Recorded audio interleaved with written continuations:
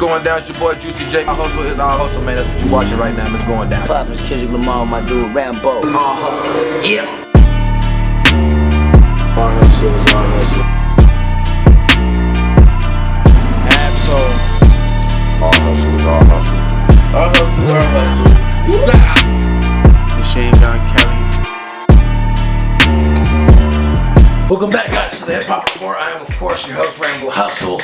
Once again, back with another review of an artist that you may not have even heard of yet. I actually lived in Savannah, Georgia for a couple years, and seeing hip hop and the music scene and its influence change so drastically from then to now, not only is it a beautiful thing, but it just goes to show how far hip hop has actually come. Now, with obviously the resurgence of not just hip hop, but other genres of music fusing itself with hip hop in the past, I'd say 5 to 10 years, we see a lot of artists coming out with different influences, different sounds, and different soundscapes. Now, in the case of Kenny Mason, the young ATL Atlanta, I want to say AT-Alien, but I don't want to really copy off the Outkast brand, but he really does seem to be a standout in a class of its own, really with vocal tones that remind me of a young Andre 3000, but the ability to spit like a big boy. But at the same time, we also get a lot of influence, a lot of sounds, and a lot of styles in this project that remind us of Good Kid, Mad City, for example. Not only that, but I think for the first time in a while, well, I guess not in a while, because I think Lil Uzi does this quite a bit, but in this particular project, it's like a really heavy fusion in between the alternative and heavy rock metal kind of vibes into hip-hop itself, which I don't think they're new to hip-hop. Of course, Beastie Boys are something that, you know, brought that in really early. Run DMC and a lot of other artists have fused hip-hop. Limp Bizkit, right? Have fused hip-hop with rock in the past. However, I don't think we've really heard it in this fashion from this region as far as Atlanta goes, and an artist that kind of brings us to this point. Now, the first time I had heard Kenny Mason was about a week prior to the 2020 beginning.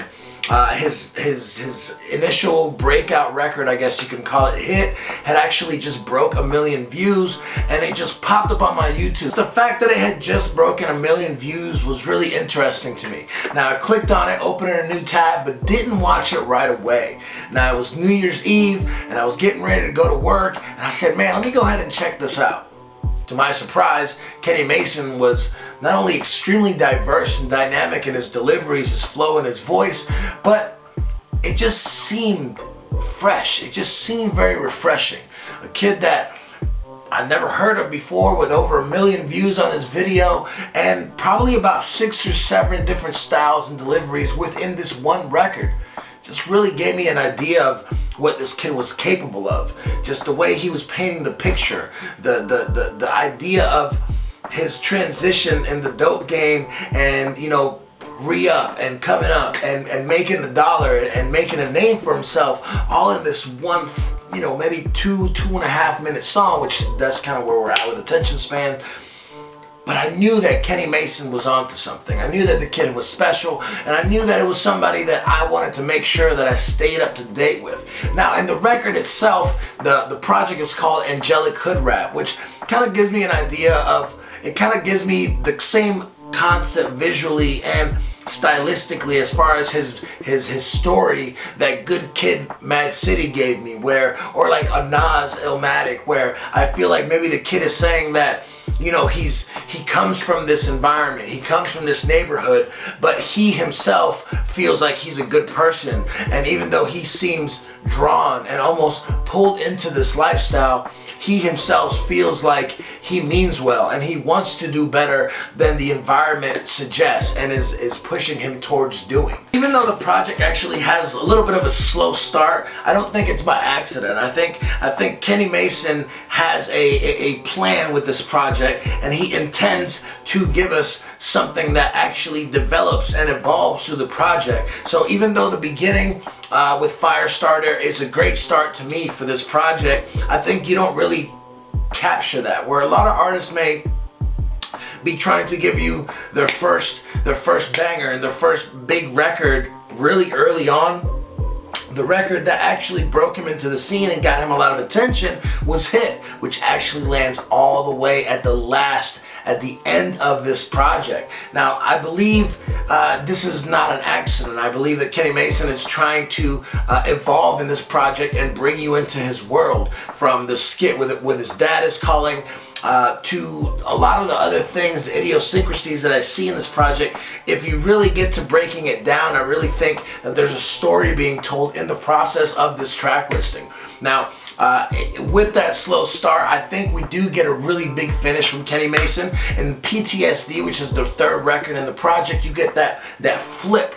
That again, back into referencing Good Kid, Mad City, where I feel like there's a lot of influence, not just in stylistically the music, but also what he's doing vocally and the way that he's mixing a deep, screwed down version of his vocals to his regular voice. PTSD, again, once again at track 3, really becomes the first time that we elevate the energy of the project, leading us into Lean, which to me seems like an ode to people and just not just celebrities or artists that we've lost to drug habits and drug use, but also the concept of him, himself and the generation that he's coming up in. I feel like it's definitely him reminiscent of how he's came up and the influences that Lean has had on his generation. Also, this is the first time in this project that we really get a heavy dose of what he can do in melodies with his vocals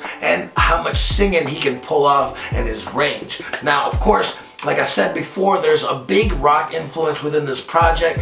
Records like Handles, Metal Wings, Antigravity, and You in a Gang give you a real grungy, real dirty guitar riff where it reminds you of it kind of has a Yeezus kind of vibe. It also has like a Blink 182 influence. There's just, if you're a fan of alternative music, if you're a fan of that style of music, which is interesting for a kid like this to actually have such a heavy dose of it in a project, it just lets you know how diverse the hip-hop demographic and the hip-hop genre is actually evolving up to this point.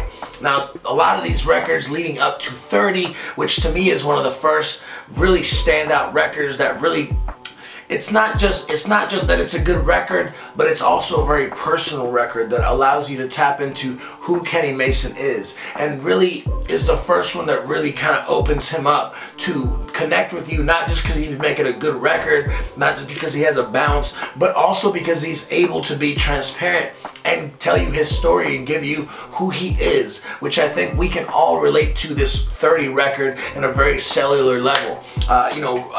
Lines like I don't need love when I can create love, and a lot of the other lines kind of like really allow you to tap into where I think this generation really thrives, and that's just being very vulnerable and very transparent with their emotional state and how they feel and why they feel that way. Now, Angel's Calling lands also in a very personal point, in a very personal standpoint, and then it transitions into the skit with his dad. Now, one of the lines that really caught my attention was the concept of "you won't check for me until I got a check on me," where he feels like maybe his dad is waiting for him to become famous or to be successful to then reach out and try to be a father. The idea of growing up without a father is so common and is so normalized, but at the same time in this record, from the song to the skit to the follow-up record, we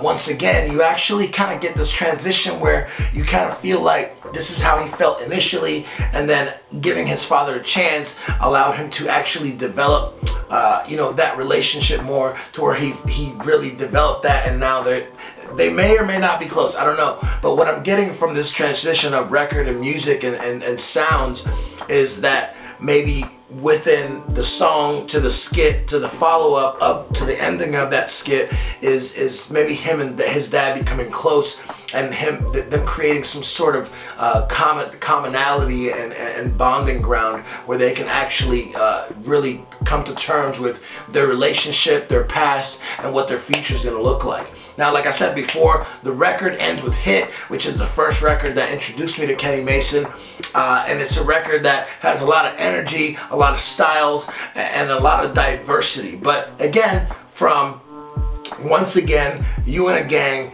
to Hit, it really makes me feel like Kenny Mason is telling you a story that goes a lot deeper than just what you see in the track listing or what you're hearing in the music. So you make sure whenever you check out this project, you give it 2 or 3 listens to really consume the concept of the project and the story that Kenny Mason is trying to tell you, because I have a feeling that the Atlanta native is trying to build a relationship with his listener more so than just give you guys hits and earn a check. I think Kenny Mason is an artist that we will see rise and have a long-lasting career. It might take a little bit longer for him because he is trying to tap into your heart and not just your bank account. But I think where we're at now in society, that is going to be increasingly more important than club bangers.